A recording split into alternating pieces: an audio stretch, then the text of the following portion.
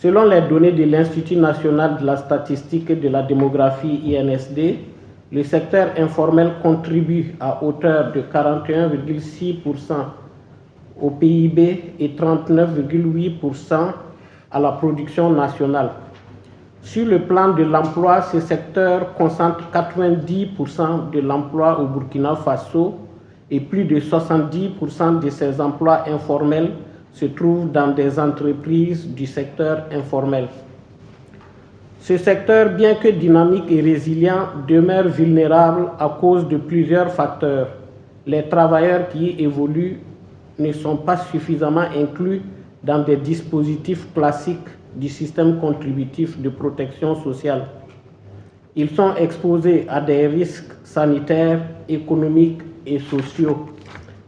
Cette situation interpelle chacun de nous individuellement et collectivement pour trouver des solutions idoines. Le régime d'assurance maladie universelle se présente comme un pilier de justice sociale, d'équité et de facteur de cohésion.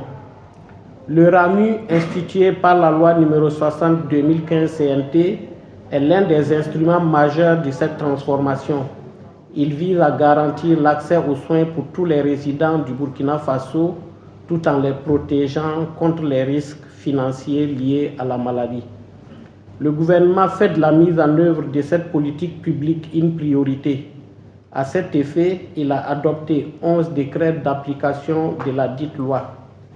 Les efforts des acteurs ont permis à la date du 23 octobre 2025 à 8h00 d'affilier 344 entreprises, d'immatriculer 277 043 personnes, dont 3 666 au titre de l'économie informelle.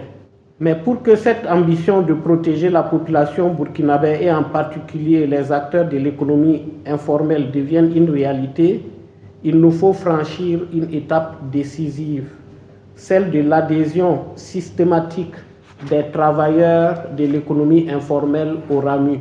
C'est dans cette optique que se tient le présent atelier. Il a pour objectif principal de déterminer les mécanismes d'adhésion systématique des travailleurs de l'économie informelle au RAMU.